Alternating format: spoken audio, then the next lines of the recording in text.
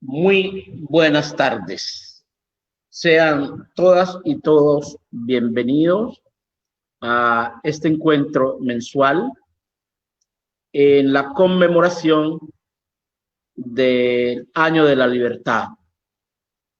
Este espacio cuenta con el patrocinio de la División de Poblaciones del Ministerio de Cultura, a cuyo cargo está el doctor Luis Alberto Sevillano, gran amigo de esta casa y de la causa afrodescendiente.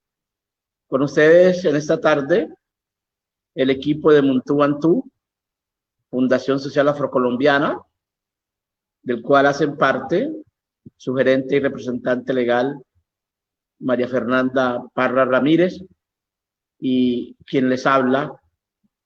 Vamos a estar en la tarde de hoy hablando sobre los procesos organizativos de las comunidades negras en este año justamente de la libertad. Nuestra conversa de hoy obedece a que mañana 27 de agosto estamos conmemorando un año más de haber sido sancionada la Ley 70 de 1993, por medio de la cual se reconocieron unos derechos a la población afrodescendiente.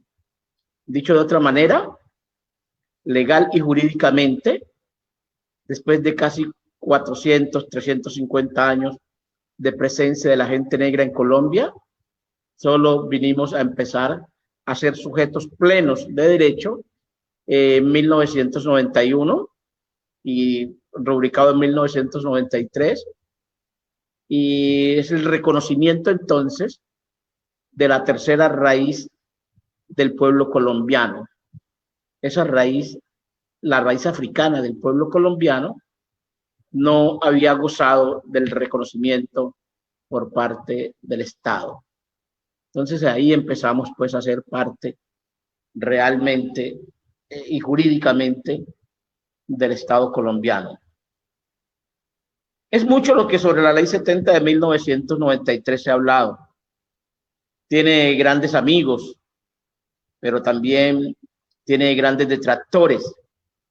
Y fue un proceso que inició con el desconocimiento de la intelectualidad afro, especialmente de los afros que estaban ubicados en las zonas urbanas, que en un comienzo lo vieron como un movimiento de campesinos, y eso conllevó a cargar el movimiento de ciertos prejuicios por parte de la misma comunidad afrodescendiente.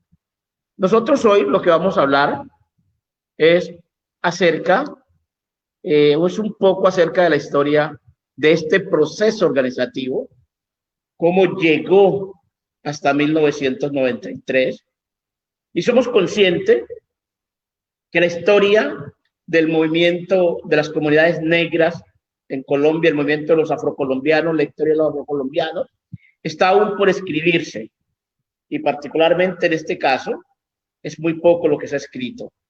Entonces yo creo que con esto vamos a hacer un aporte imprescindible a ese proceso histórico.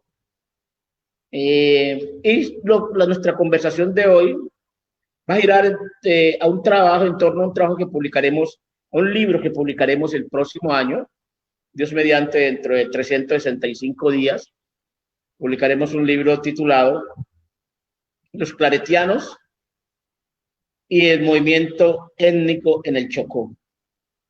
Sobre ese libro va a girar nuestra conversación, y ya el título del libro empieza a ser sugestivo, porque nos está hablando de una de las órdenes del cristianismo que llegó a Colombia y entró por el Chocó precisamente a comienzos del siglo XX, exactamente en 1909, se establecieron los colombianos en Colombia, se establecieron los claretianos en Colombia, y concretamente empezaron por la provincia del Chocó. Esto ya nos invita casi a un sesgo, o nos invita a cuidarnos de un sesgo, que nuestro estudio no es una defensa del catolicismo, ni del cristianismo, ni de los claretianos, es un trabajo hecho desde la perspectiva de un historiador laico. No tengo confesión religiosa y no tengo confesión claretiana, aunque soy amigo de muchos claretianos.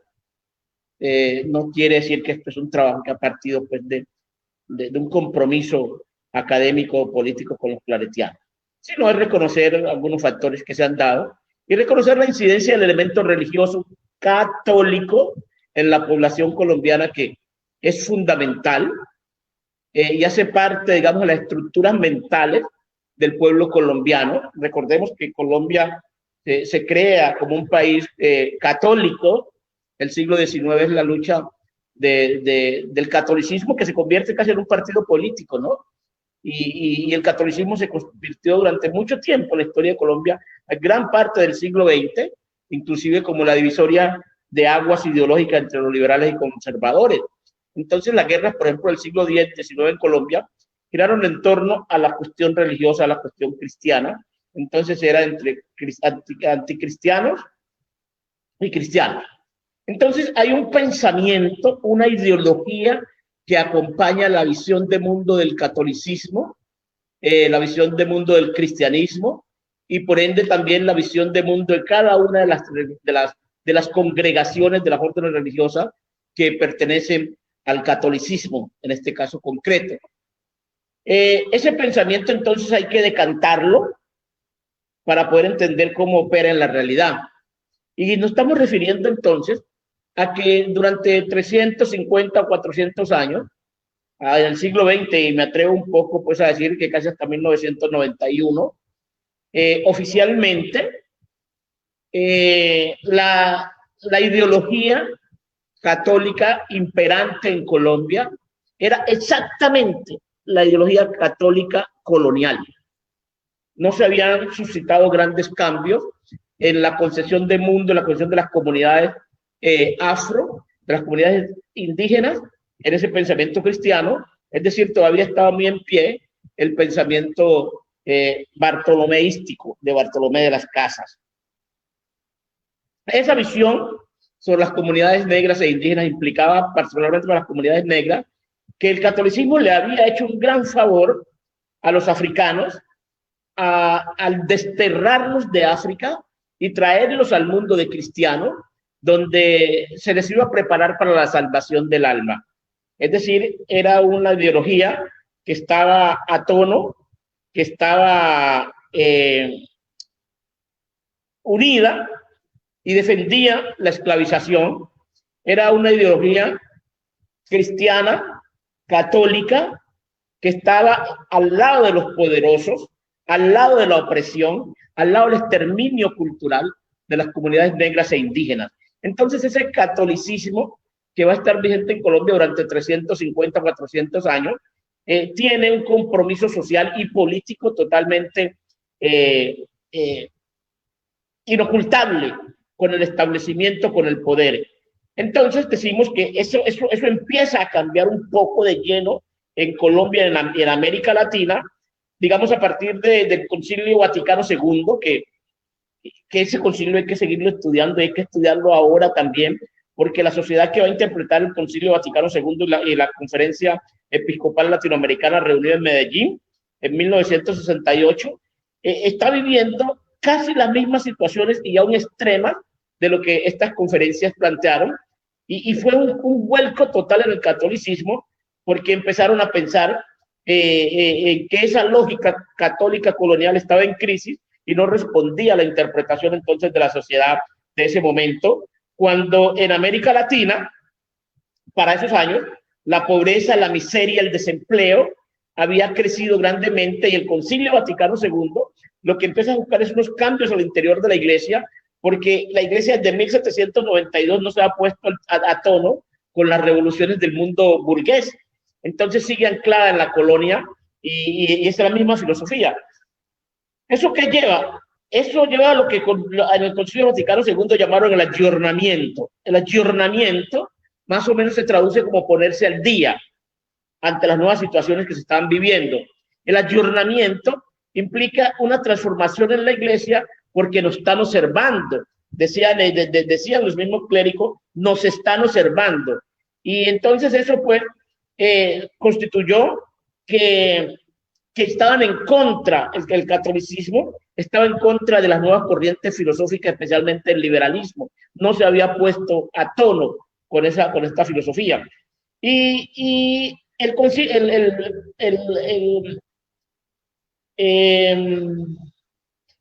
Vaticano II, justamente, que se va a reunir en Roma, justamente lo que va a poner en evidencia es que esa reunión de todos los prelados, no fue otra cosa que reforzar la visión eurocéntrica del cristianismo, del catolicismo, porque la situación de América Latina no se tocó en el cristianismo. Y eso conllevó a que muchos obispos principalmente, y especialmente de Brasil, empezaran a cuestionarse porque la iglesia latinoamericana la denominaron en el Concilio Vaticano II, que duró como 3 años, la iglesia del silencio, porque no tuvo voz. Las problemáticas de América Latina no fueron expuestas en el Concilio Vaticano II, solo se trató nuevamente de cambiar la fachada, pero fue un Concilio Vaticano que debatió los problemas de Europa alrededor del cristianismo, más no los de América Latina. Entonces ellos se reúnen aparte en Roma, en las catatumbas, y empiezan a hablar entonces de la necesidad de que el cristianismo se encargue de estudiar los problemas de América Latina, de que se necesita una iglesia más cercana a los pobres, una iglesia más cercana a la gente que está siendo abandonada por los estados, a la gente que está siendo víctima de la violencia oficial en los años 60 en América Latina. Esto lógicamente causó gran escozor en los sectores más conservadores y tradicionales del catolicismo, y especialmente la iglesia cristiana. Monseñor López Jaramillo fue un gran defensor de esa corriente de ultraderecha del catolicismo colombiano.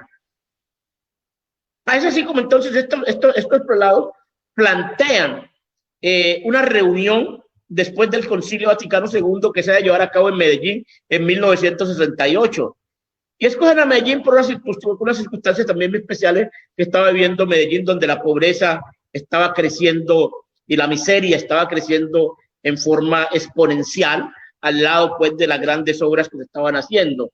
Y es tan importante lo que esta iglesia está planteando, que inclusive todas las órdenes del catolicismo se vieron tocadas, afectadas de una u otra manera por los acontecimientos que están dando en América Latina. Por ejemplo, una congregación que es tan rica y poderosa como la Compañía de Jesús, que dentro del catolicismo, dentro del cristianismo, es y ha sido una orden supremamente importante desde el punto de vista del poder ideológico y del poder económico que ha tenido. Y ellos envían una carta donde dicen lo siguiente: el problema de América Latina es el problema del hombre. La época que vivimos en América Latina es un momento de la historia de la salvación. Por eso nos proponemos dar a este problema una prioridad absoluta en nuestra estrategia apostólica. Más aún, queremos concebir la totalidad de nuestro apostolado en función de este problema.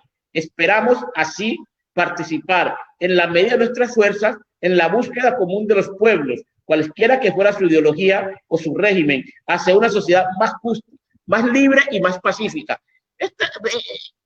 Esta carta que envían los jesuitas es bien importante. Además, recordemos todos los problemas en la guerra del siglo XVIII, siglo XIX, como los jesuitas constantemente eran expulsados, regresaban en Colombia, y esto fue motivo también de guerras.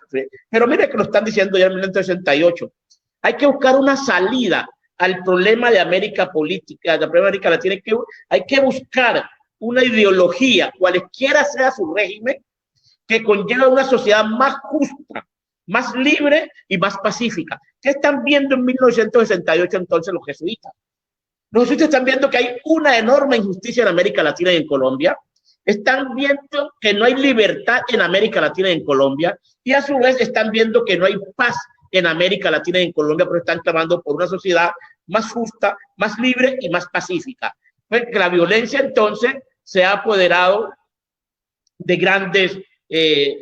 la pobreza ha apoderado de grandes masas humana, y la violencia entonces ha ido creciendo en América Latina, y sobre todo están viendo que es una violencia oficial, especialmente una opresión de arriba hacia abajo. Hay una violencia de arriba hacia abajo.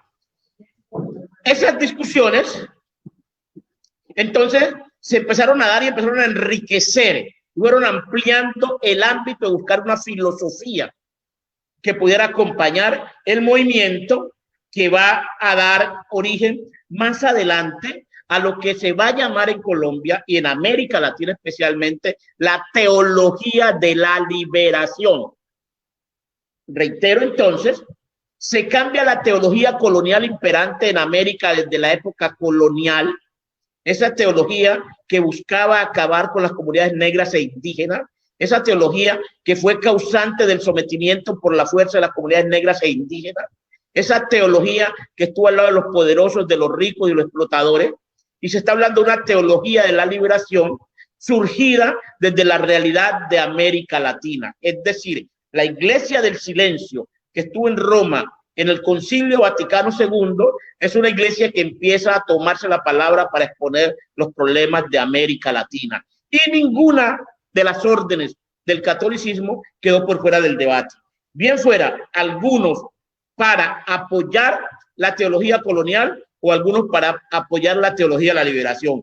Ojo, que desde ese preciso momento que ellos están hablando que el problema de América Latina es el problema del hombre mismo, es el problema de la salvación del hombre mismo, están concibiendo que el cristianismo debe preocuparse por los más pobres, que el problema de la salvación no está en el más allá, sino en el más acá, que es aquí mismo donde se deben hacer los esfuerzos para salvar al hombre. Entonces, esa teología va a estar próxima a unos sectores de la iglesia que empiezan a ser estigmatizados como revolucionarios, como marxistas, como comunistas, como lo que se quiera.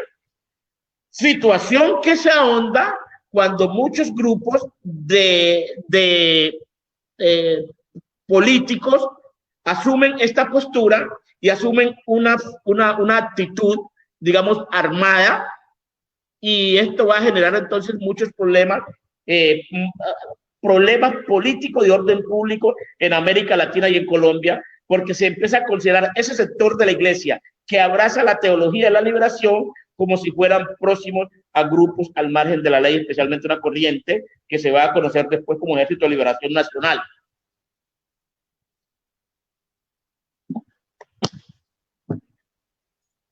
Es importante entonces entender que ese grupo de sacerdotes que está abrazando la causa de un nuevo pensamiento teológico para América Latina, va a tener una postura entonces étnico-cultural. Y esto es un giro de 360 grados, porque jamás la iglesia católica, la iglesia cristiana, se había preocupado, se había preguntado, había visto la adscripción étnica de los pobres. Entonces esta gente descubre que las situaciones de injusticia, las situaciones de violencia, las situaciones de desigualdad se agravan más desde la perspectiva étnico-cultural. ¿Esto qué significa? Que ellos están viendo que en América Latina la pobreza se acentúa más en la gente negra y en la gente indígena. Entre toda esa inmensa masa de pobres de América Latina, los que están padeciendo mayor grado de pobreza, mayor grado de explotación, está en relación con una perspectiva étnico-cultural. Entonces, desde la teología de la liberación va a surgir una preocupación, ya no para trabajar en las comunidades étnicas, sino con y por las comunidades negras e indígenas. Eso es un giro totalmente importante dentro de la iglesia, dentro de un sector de la iglesia católica, de la iglesia cristiana, de la iglesia católica y de algunas órdenes. Particularmente entonces en Colombia se van a centrar esta teología de la liberación, o estos teólogos de la liberación, esta iglesia de los pobres, va a concretar mucho trabajo en el Pacífico. colombiano. Y va a haber un sacerdote, un obispo, el único obispo de ese grupo que nace en Golconda, el grupo que conoce el grupo de Golconda, el obispo de Buenaventura. Va a ser muy importante, entonces, su misión, su apostolado, va a ser muy importante. Y entonces este sector empieza a construir un discurso teológico para conocer las comunidades negras e indígenas e interpretarlas desde su realidad histórica, social y cultural. Ya se convirtiéndolas en sujetos de su propia autodeterminación y empoderamiento para poder alcanzar la salvación o la liberación. Ojo, ellos van a contribuir al empoderamiento de estas comunidades negras e indígenas, para que ellos puedan alcanzar la salvación aquí en la tierra, para disminuir la pobreza, que es a los que están condenados, a los que han sido condenados. Estas comunidades negras han sido condenadas a la pobreza. Entonces la teología de la liberación lo que va a ayudar, lo que va a coadyuvar a empoderarla para que alcancen la salvación, se salven de la pobreza, porque Jesucristo no quiere una iglesia de pobres, porque el mensaje cristiano empiezan ellos a interpretar lo que siempre se ve escondido, que el mensaje cristiano es ante todo un mensaje de la liberación. Y ese mensaje de la liberación lo podemos ver en el Éxodo. En el Éxodo, cuando los cristianos son liberados de 400 años que habían padecido de esclavización en Egipto. El pueblo de Israel vivió 400 años la esclavitud en Egipto, y su Dios eligió a Moisés para que liberara al pueblo de la esclavitud. Entonces empiezan ellos a trabajar desde esa perspectiva, encuentran, descubren el mensaje de la libertad, el mensaje de la liberación, que está inscrito y que hace parte de la médula teológica central del cristianismo. Y ahí entonces ellos empiezan desde esa perspectiva a analizar la realidad de América Latina, la realidad del Pacífico colombiano, donde se van a centrar muchas de sus actividades. Entonces, la teología de la liberación, nacida de la realidad de América Latina, se convierte en el instrumento más eficaz para liberar a los débiles, a los desamparados. Esa teología de la liberación no es una teología etnocéntrica ni eurocéntrica, porque la teología eurocéntrica, la teoría que nace con Bartolomé de las Casas, olvidó a las personas negras e indígenas y les escondió la esencia del cristianismo. Óigase bien, la teología colonial le esconde a la gente negra e indígena la esencia del cristianismo, le esconde el mensaje de la liberación para alcanzar la salvación. Porque esa teología colonial, ya hemos dicho, estuvo entonces al servicio de los fuertes, al servicio de los poderosos, al servicio del eurocentrismo, para justificar la barbarie que cometieron con la población indígena y con la población africana. Entonces, pues, nosotros podemos profundizar muchísimo en el cristianismo y encontrar ahí en el cristianismo los fundamentos bíblicos de una pastoral para la gente negra. Es lo que ojalá hiciéramos el ejercicio de los tiempos actuales, poder revisar, releer, recontextualizar y encontrar en la Biblia la pastoral para la gente negra, que aún sigue padeciendo las más grandes condiciones de injusticia, de pobreza, de miseria y de olvido por parte del Estado Nacional.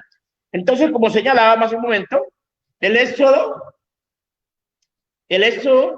narra una impresionante historia de liberación. una impresionante historia de la liberación que habían padecido en Egipto. Y valga decir que Egipto queda en África. Es decir, si vamos a revisar entonces desde una perspectiva teológica del cristianismo, la liberación de los esclavizados nace en Egipto, nace en África. Y esto es bien importante, ¿no es cierto? Porque en el Éxodo lo que vas a encontrar es esa historia de un pueblo que ha vivido esclavizado durante 400 años, y al ser liberado no sabe comportarse como pueblo libre, porque de alguna manera y especialmente el pueblo de Israel no gestionó su autoliberación, sino que se cumplió una promesa que Dios le había hecho, que enviaría a quien los liberara. Entonces no valoraron tampoco el esfuerzo de la liberación porque no les había costado trabajo. De ahí entonces que no sabían comportarse como un pueblo libre. Y en la peregrinación en el desierto, ya sabemos todos los tipos, los desmanes que cometían, e inclusive preferían volver a Egipto a ser esclavizados antes que seguir trabajando, seguir avanzando hacia la tierra prometida. Eso le sucede con frecuencia a un pueblo que ha sido esclavo, que ha sido esclavizado. Un pueblo que ha sido esclavizado le suben en chip de la esclavitud a la mente y después no sabe comportarse como pueblo libre. Analicemos la parábola, analicemos lo que se dice del Éxodo, con respecto a nuestra propia historia, la historia de los descendientes de africanos esclavizados en América, qué pasó con el tema de la liberación y cómo es el comportamiento después de la liberación. Bien, y entonces ese mensaje de la liberación se tornó peligroso, tan peligroso que en Roma los cristianos eran perseguidos, y eran perseguidos precisamente porque representaban lo nuevo, lo distinto, lo que de alguna manera se oponía al régimen romano. Y si hubiese bastado una sola orden de Jesucristo, hubiera trastocado todo el régimen romano.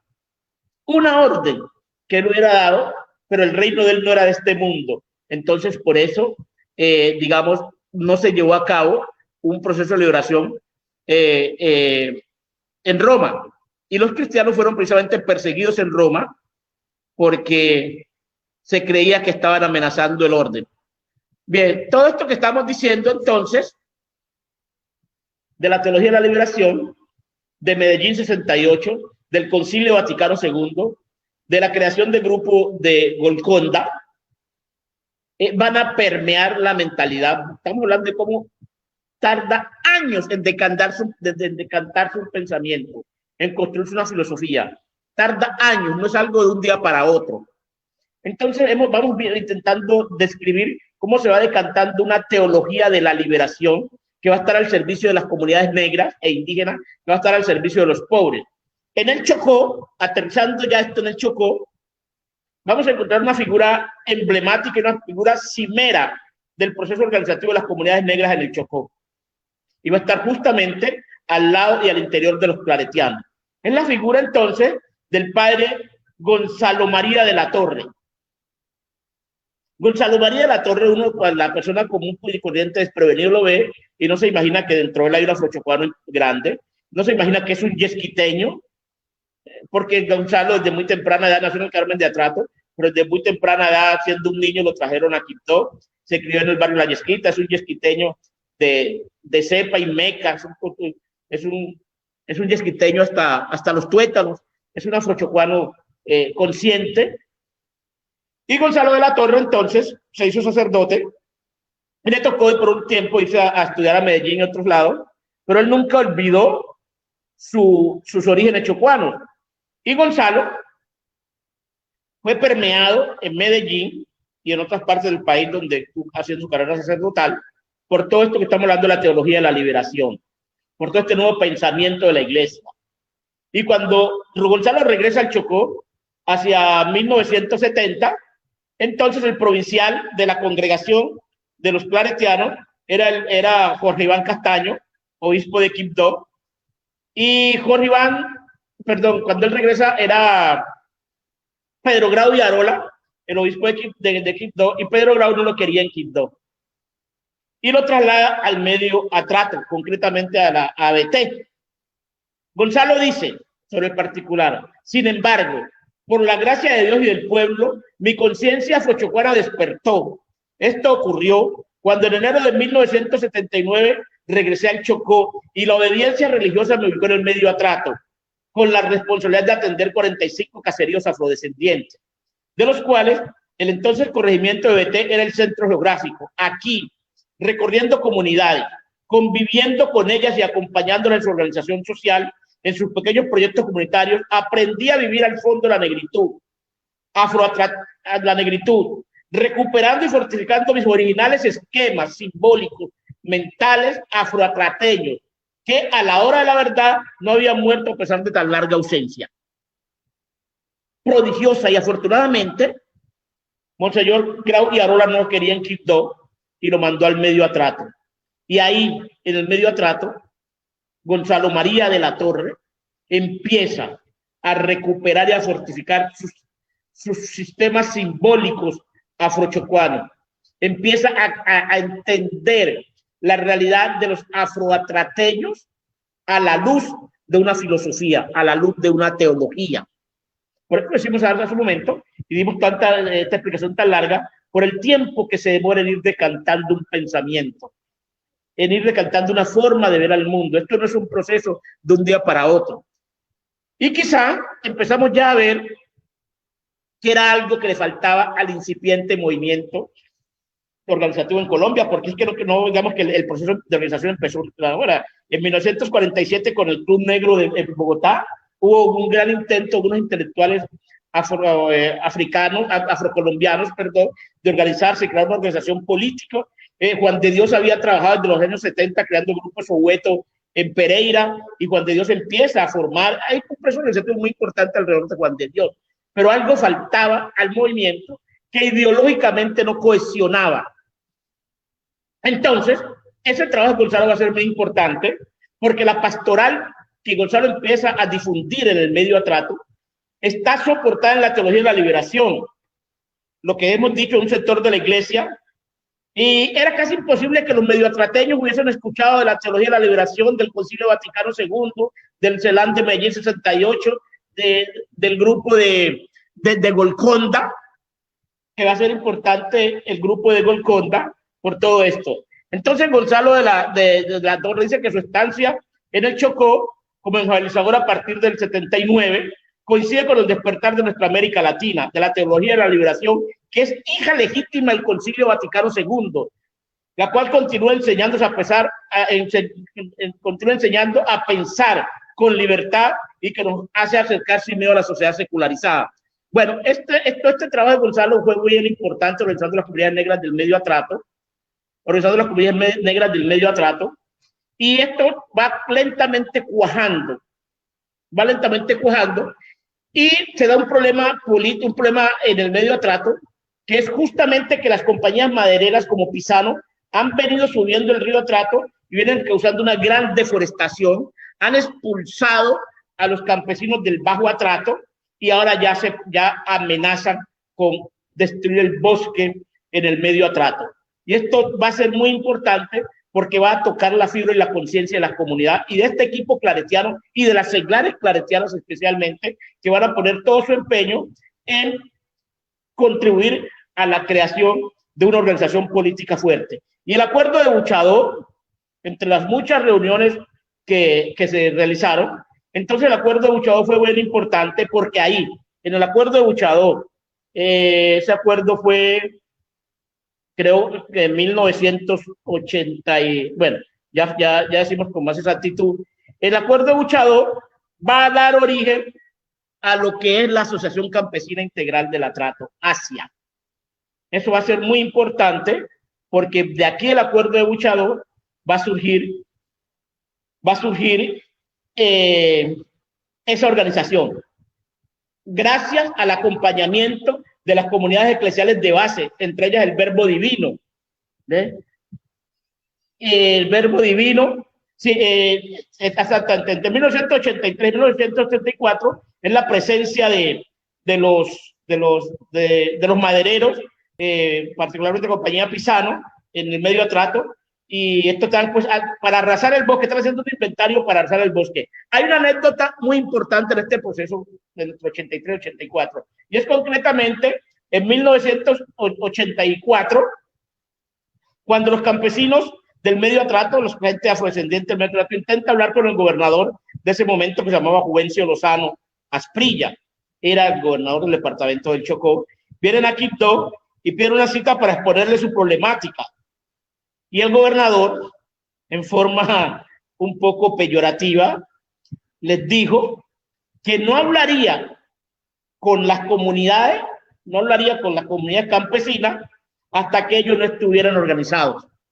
Paradójicamente, el intelectual, que es el gobernador del Chocó, en ese momento se niega a hablar con los campesinos porque no están organizados, como si los intelectuales negros estuvieran organizados en ese momento.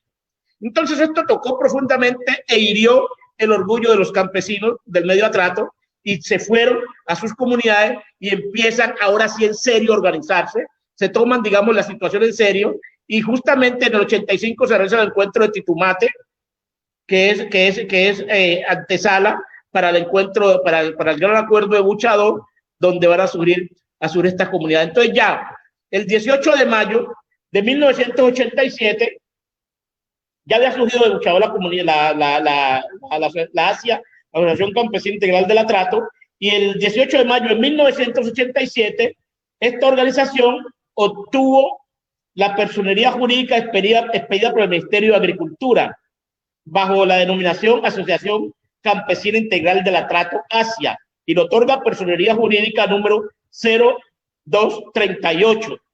Y desde un momento, ASIA se trazó como un asunto prioritario el reconocimiento sobre la propiedad del territorio que dichas comunidades ocupaban desde tiempos coloniales.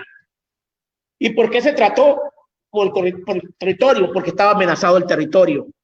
Las grandes compañías, las multinacionales, están a punto de empezar a arrasar con el bosque. Ellos tenían que defender la propiedad de la tierra, y esto va a marcar un hito en las comunidades negras que va a servir para aglutinarlas.